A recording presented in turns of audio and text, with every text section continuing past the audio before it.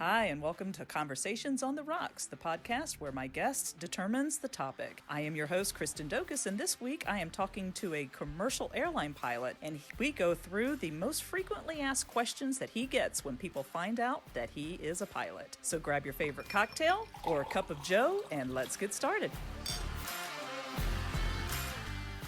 Okay. Hi, Peyton. Thanks for joining us today. Well, you bet. Thanks for having me. Yeah, so tell us a little bit about your life as a pilot. I want to hear how glamorous it really is because Yeah, glamour. That was the word I was looking for. my glamorous Yeah. life. So it's great when I'm actually flying an airplane because that's what I, like doing. Getting to and from that particular part of it takes up most of the days. So yeah, because you're stationed, I use air quotes, in another state, right? Right. Than the one you live in. So you've got travel to get to your travel. So I choose to be a commuter, which means I get to drive an hour and a half to go to an airport that I have to fly to the place I actually work.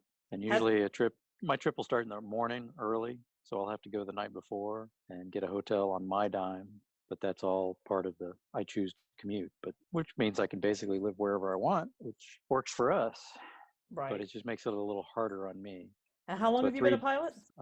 First lesson was in 1980, 85, but getting paid since 93. What is your favorite part of being a pilot? The actual flying part.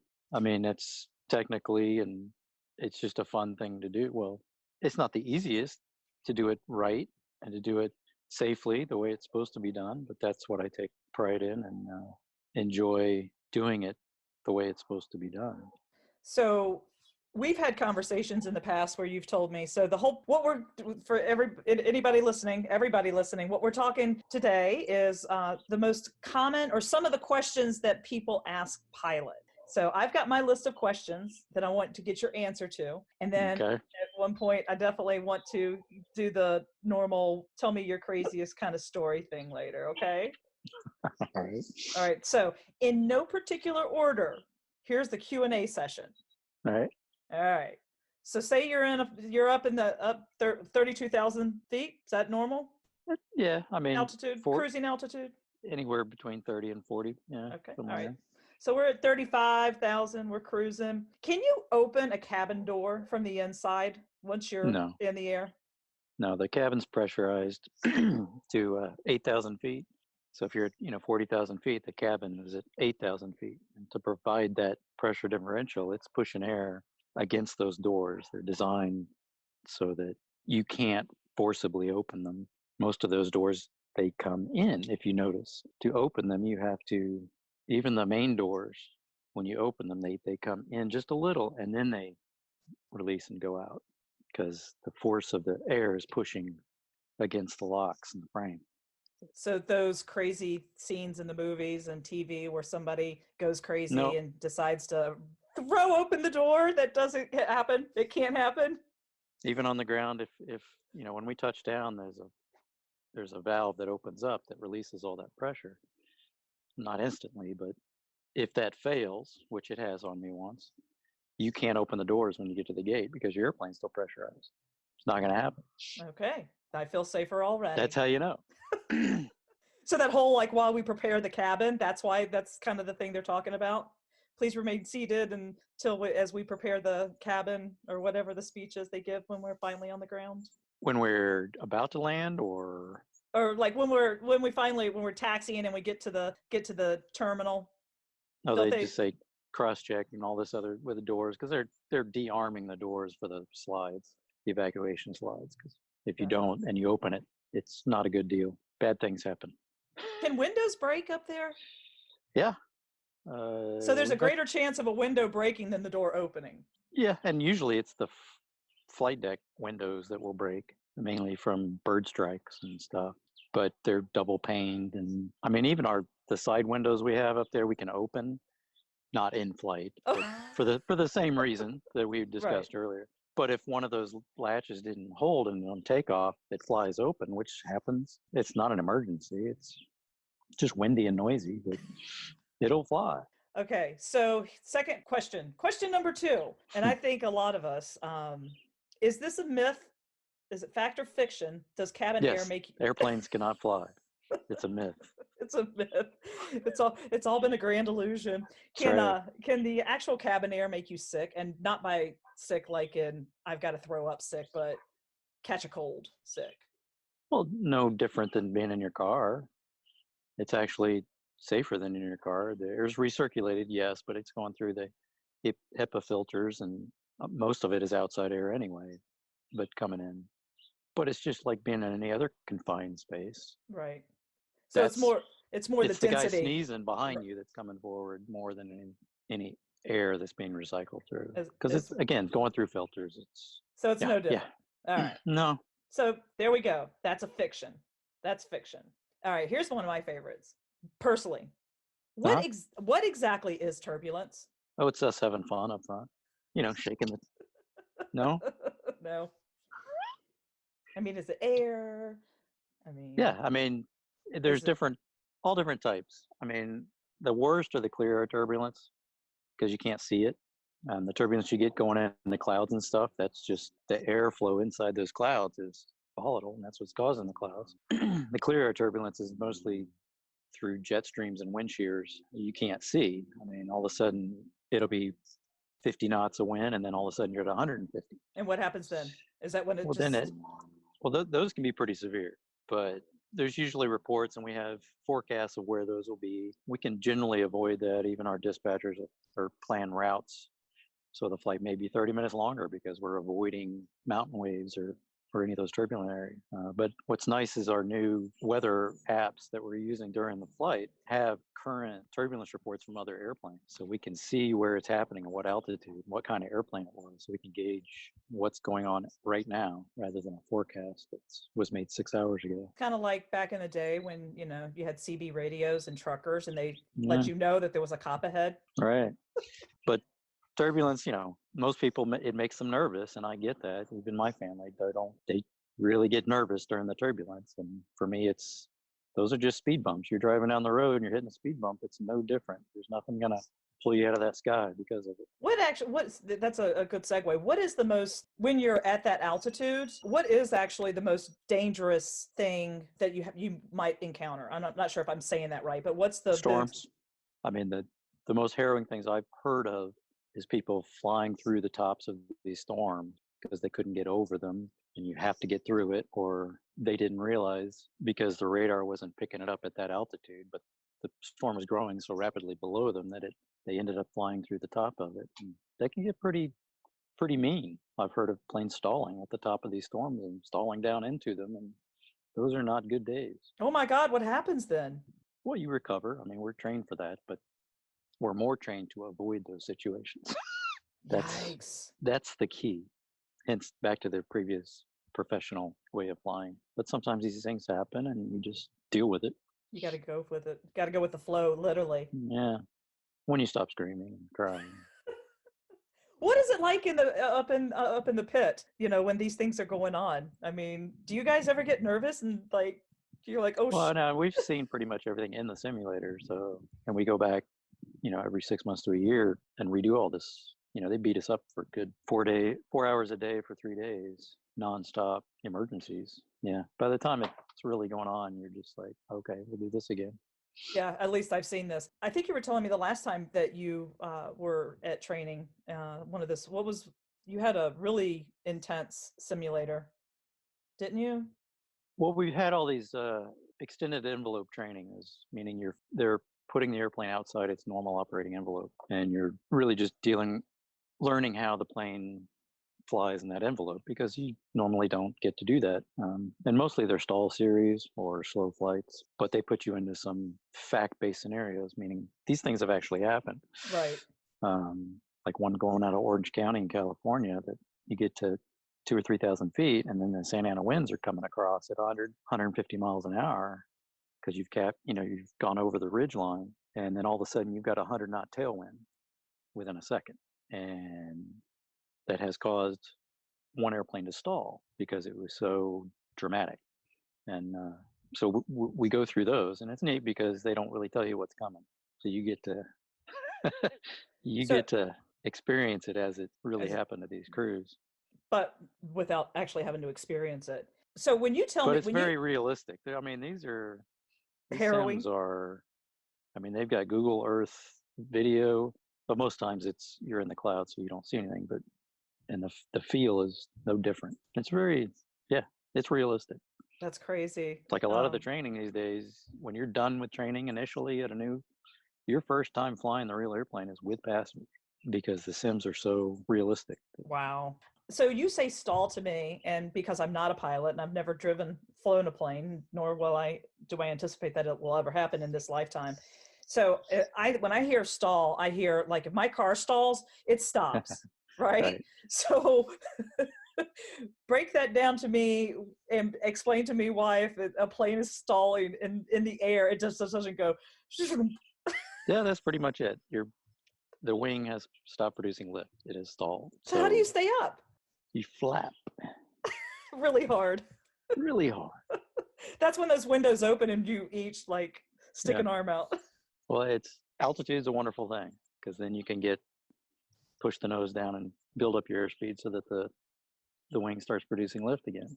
And there's several different reasons why a wing would stall. It could be ice buildup. It could just be like that one we just discussed where the tailwind hit so hard that now there's no airflow coming across the wing. Many different reasons, but the whole point is just to get that airflow back over the wings. And power and altitude are the two things that the only tools we have to use. So hopefully you've got both of those. Talk to me about birds. There's one building a nest right behind me. 'Tis the season, it's spring. Tis So the season. how often are birds to blame for engine failures and also have crashes? Has an airplane ever crashed because of a bird? Well, yeah, I mean, just the Miracle on the Hudson Right. is one stark example. I mean, we have bird strikes all the time, generally on the wings. And I do remember once coming out of Chicago, this was decades ago, and we're just putting along, having a good time, but we get a call from company saying, "Is everything okay?" We're like, well, "Yeah." Said maintenance had just called them because the airplane had just sent them a note that I guess when a bird is ingested through the engine, it has a particular exhaust gas temperature, which is what we gauge the health of it. It has a particular spike, a signature, Mm-hmm. and it had that signature. So apparently we had ingested a bird, but the way the engines are technically designed is that's not an issue. It just goes right through the engine, the high bypass part. It doesn't go through the core. And apparently we had that, didn't know it. It's running fine. Everybody's happy. And they said, okay, well, press on. It's one of those where ignorance is bliss. Yeah. But, I've had it hit windscreen many times, and it's quite the thud. A lot of guts. Gross, but... But you don't have to clean it. No. It's nice to see through the screen, though. But once we had to have the other guy who was flying, it was my leg, but I couldn't see anymore out the window. So he had to finish the flight. How does that balance work between pilots? Tell me what a typical cockpit makeup looks like. And somebody's flying, somebody's talking on the radio, and you swap every leg. Okay. So one leg I'll be doing all the flying and the navigating, and the next leg I'll just be talking on the radio. There's only two of you? Yeah. Are there more for longer flights, like international flights? Yeah, I mean there can be. We don't have, they're called augmented crews, where you have rest time. I did that with previous airlines, where we'd have that, and I usually did that job, whereas I was in the back for takeoff and landing, and then in the middle of the flight somebody'd come out rest, and I'd go up there and sit. That's it. All right. But yeah, but you can go up to 8-9 hours now without augmented crews. So I'm Eugene B. Sims, and my award-winning blog is now a full-fledged podcast. Get it just about anywhere that you get podcasts, and even YouTube. You were telling me one time, and I hate that I can't remember exactly what it was, but I was really fascinated. But I think it was, we were talking about fuels, how these really long flights that, like these 18-hour flights, it's like, how are you able to stay up that long? Obviously they're bigger planes, so they have bigger tanks. Mm-hmm.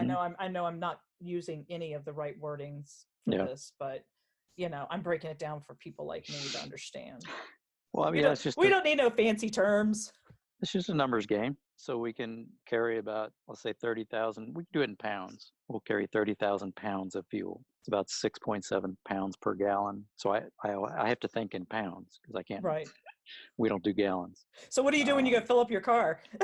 Yeah. Push the button till it stops. How many pounds is that? And up at altitude, you're burning just under 5,000 pounds per hour total. So you can do the math of 6 to 7 hours for our airplane. But even the newer ones are even longer because they're more fuel efficient. Right. Whether it's the wings because of the winglets or the engines, and that's the whole. Now that gas is cheap, nobody cares about that. But and yet nobody can go anywhere. Right, when gas was really expensive, that was it. Anything you can do to save fuel efficiency, and that generally came to take as little fuel as you can. So they're wanting you to land with the minimal fuel you need to get from point A to point B, and so that's always a fight between us and the company. Is okay, you want this little bit amount, but there's weather, there's other contingencies of air traffic control delays and all this other stuff that we may have to hold for a half hour. We may we don't want to have to divert to get gas to go to where we want to go. So Right. it's always a balance. What they want, what we want, and what experience tells you you're going to need. Speaking of diverting, have you ever had to make an emergency landing in a weird place? A weird place? No. All my diverts have been just a regular. I mean, there have been some places where we've diverted where we don't have the facilities. Like we've diverted into Chattanooga once, I think, and they don't have terminals, and we didn't let anybody off. They just brought the air stairs up, and we just wanted gas. That's all we needed. We just had to get off. One of us had to get off and go get paperwork to finish that flight, faxed to us. But no, nothing weird. Right. What's the most common reason for having to do an emergency landing? Well, you're saying divert and emergency landing; those are two separate. Yeah. So let's talk emergencies because it sounds more exciting. What was the question again? I wasn't. So, no. I mean, in general, I'm sure have you ever had to land in a cornfield? I doubt it. But No. what's is there a one particular reason that comes up more frequently than others for emergency landings? Is it medical? Is it what? And do you do emergency landings for medical? Yeah, I mean, those are the most common, and we have, the process is if somebody's ill on board, we do a patch through call to a doctor on the ground, which all the airlines use. And they're the one that actually makes the call. Because usually there's a medical person on board. And if there's not, then, they're talking with them back there, assessing the situation, and they make the call. So the liability is now on them, not the airline, not anybody else. It's just a service that all the airlines use now. So they'll tell us what we need to do, and they'll have everything set up when we get there too. Ambulances and fire, whatever we need. So it's a nice situation now.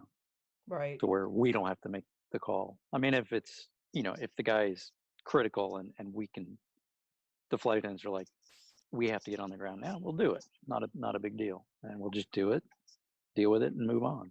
How long does it usually take from the point where you have to figure out that you've figured out that you need to get on the ground to actually getting on the ground? Because there has to be some kind of, obviously, orchestrating between ground control. There's a lot of coordination just of where are we going to go.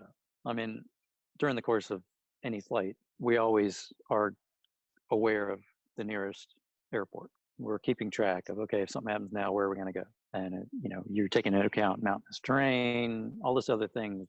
So we generally have an idea at that moment where we want to go, and we can make the recommendation, but they may have something better. If it's, say, an medical emergency and they need this guy to go to this place instead, it's slightly further.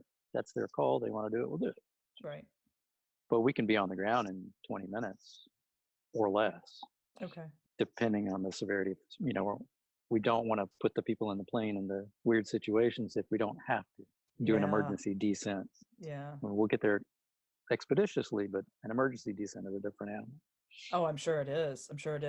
What about, we've heard, it seems like over the past several years, I don't know why there's been such an uptick in it, probably because of social media, but what about your unruly and, or like passengers who had too much to drink or just get unruly? What is that like other than a circus? Yeah, I mean, we're lucky because we have a locked door. So basically that's a flight attendant problem, and they're very well trained to deal with it. There's different levels of threats, we call it. Depending on what those levels are, is how we deal with it. So once they tell us where they are in the bag, then we do what is required by that particular threat. A lot of times that is diverting and getting that person off with law enforcement. And that's a federal offense, isn't it? Yeah, the problem there is it costs a lot of money to prosecute, and a lot of that stuff doesn't happen, but that person generally just gets banned from flying Ever? that particular airline. Gotcha. But it depends on the situation. Depends on the situation. They get blacklisted if they do it enough. Yeah. I mean, typically it's usually out of Vegas, leaving Vegas because somebody's been drinking for a week and they aren't hydrated enough, and we get up to altitude, and like I said, you're at 8,000 feet, and a lot of people passing out, not feeling good. So it happens pretty frequently. Most times you just give them some orange juice and everybody's fine. It's okay. But the unruly passenger stuff, I mean, it's changed a lot just because now other passengers are becoming involved. That they're really dealing with it on their own. Well, yeah, because nobody wants to deal with that. Yeah. I mean, and especially the abuse to the flight attendants. I mean, that's just rude. I know what I was going to ask you. What are all the different signals? Like all the different dings? Is there a code for this? Like is one bell one thing and two? What is it, like Morse code? What is it? Yeah, I mean, if we're chiming the flight attendants to call us, or they're calling us, there's 2 dings, or the seatbelt sign is 1 ding. If there's an emergency, there's so many dings, and there's some codes there that we can't share, but I'm hungry. yeah, no, but yeah, usually 2 dings are a phone call, basically from one of us to the other. Yeah, well, I've primarily have noticed 1 and 2. I don't think I've really noticed any others. That's good. Well, anything else is non-standard, but each airline is different too on what they do. So what I just heard is if I hear anything more than 1 or 2, then I need to pull out my rosary beads. Take notice. You just got somebody that's really happy with the bills. Okay, we're almost done here. So like I said at the beginning, I want you to tell me if you've got 1 favorite story, make it 1. But if not, if I want to hear your best feet in the air as opposed to feet on the street story. What's your favorite story or experience? Feet in the air, feet on the streets. So you know how you say feet on the street. Your feet aren't on the street; they're in the air. I mean, there's tons of little things that happen that make your days. I mean, just like the other day, I may have even told you, but nobody on the airplanes these days. But there was one guy as I'm commuting to work, so I'm in the back of the plane, and he's a couple rows in front of me wearing a tinfoil hat. And of course, you have to ask, what Why? dude, he's like, well, this is my social distancing technique. I look crazy. People are going to leave me alone. They're going to keep their distance from me. That's his way to social distance, to make people think he's crazy. So that's one way of doing it. Bet it worked too. I might try that myself. I mean, there's been in the old days where I'd be waiting at the hotel for a van pickup in my uniform, and people would drive up and hand me their bags. That's happened quite a bit, actually. As a valet? As a valet. A chauffeur. Well, you're kind of a chauffeur, but not that kind. Bus driver. Bus driver. Anything else you want to add to this as we wind down, as we start preparing for landing? You like how I did that? I mean, my favorite questions are, most people, being a pilot, it doesn't come up very often. I had one soccer parent. We'd been soccer parenting together for years and years and years. And at the very last soccer game, somebody was asking me questions about, flying. And he looks at me and goes, "You're a pilot? I've known you for 3 years." And I had no idea. It's like, that's the way I like it, because generally when you tell somebody that, the first thing is, "Oh, Mike flies for Delta. Do you know him?" Does he live in Atlanta? Yeah. Which one of the 20,000 pilots they have is it? No, I don't know, Mike. And especially with such a, common name. Well, it doesn't matter. It's just, just my company alone has 10,000 pilots, and I know, 15 of them.